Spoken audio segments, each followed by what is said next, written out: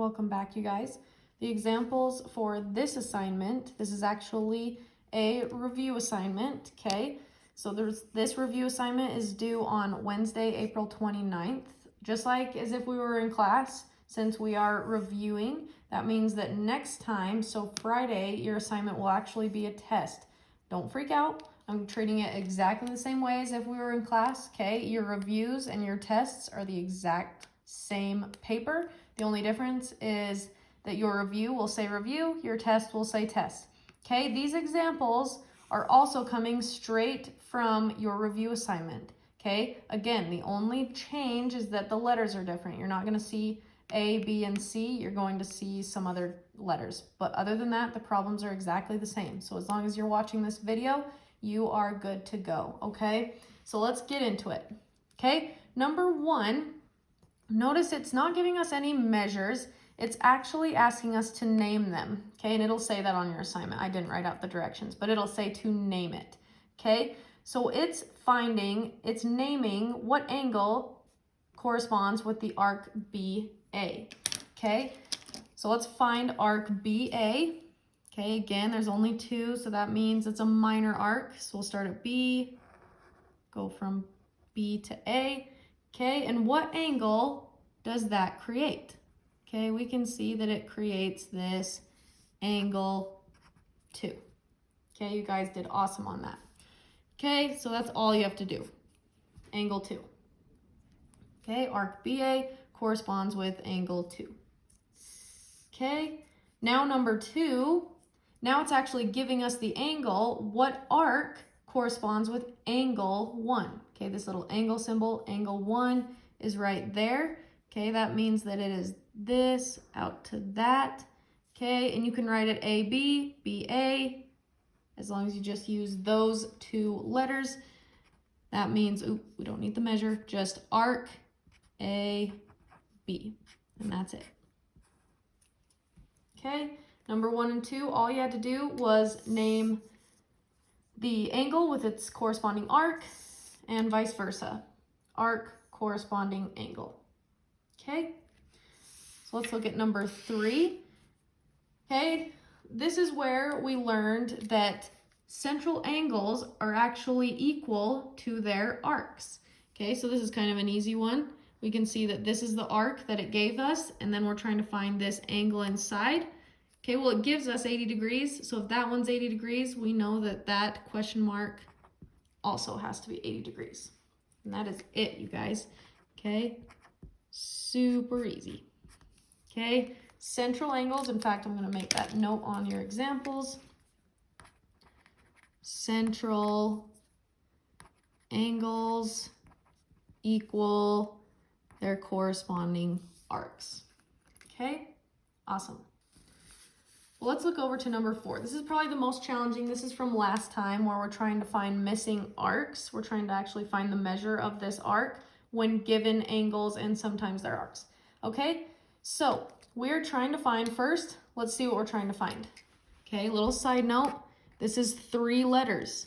Okay, that means 3 letters is a, oops, sorry, can't see it, is a major arc. Okay, major arc means more than 180 degrees. Beautiful. Okay, so now let's actually try and find what arc are we looking for. So it's telling us to start at E.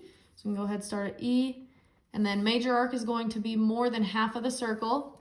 So now go from E to C to ending at A. Okay, awesome. So that is our entire arc that we're looking for. It gives us 2 pieces of information. Okay, and I'm going to quickly just write, since this little arc right here, this BC, is equal to 42, that means this little angle is also 42, not 45, 42. Okay, awesome. You might notice that we're still missing 2 little pieces of arcs. It doesn't give us these 2 angles. Okay, that's okay. You guys remember something called vertical angles? Hopefully you do. Okay, vertical angles are those angles that are right across from each other. They create that X and they're right across. Okay, remember that vertical angles equal each other. This is going to help us. Okay, because let's take away this piece for a second. Okay, this gives me a perfect half circle, which we know how many degrees is a half circle. We know that this full line right there, sorry, that's a lot of lines, that equals 180 degrees. Okay, my perfect half circle, when I take away that little piece that we're looking for, 45 or 42, I don't know why I keep saying 45, 42 plus 68 plus whatever this piece is going to equal 180. Okay, so let's just go backwards. Take 180, subtract those two pieces of info that it gives us. We're going to do 180 minus the 68 that it gives us, minus the 42 that it gave us, and that's going to give us our missing angle right here. Okay, so in your calculator, do 180 minus 68 minus 42, and that little missing angle is 70 degrees. Okay, this helps us because these two are vertical angles. If that side's 70, that side's also 70. Okay, so this means that our entire green arc right here is all four of those numbers added together.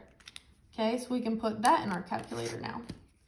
So we know that our entire green arc, the measure of this is all those pieces, 70 plus 68 plus 42 plus another 70, and that's going to give us the measure of our arc ECA, so we can put it in our calculator.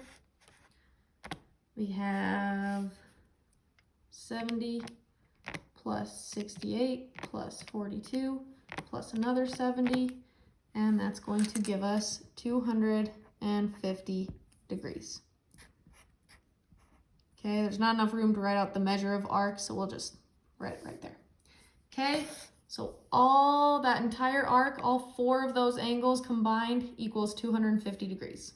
Okay, that's probably the most challenging. That was a hard one. Okay, and again, this comes straight from your review assignment, which means it comes straight from the test. The only difference is you will not see A, B, C, D, and E. It'll just be labeled with different letters. That's okay. Okay, this is straight from your test. So if you watched this video, you are golden. Okay, so test is next time. Technically, I'm not going to include the answers, but I'm so nice that I just did 4 of the 5 with you. Okay, so you guys should be good to go. Okay, you guys are awesome. Hope you're staying safe and healthy.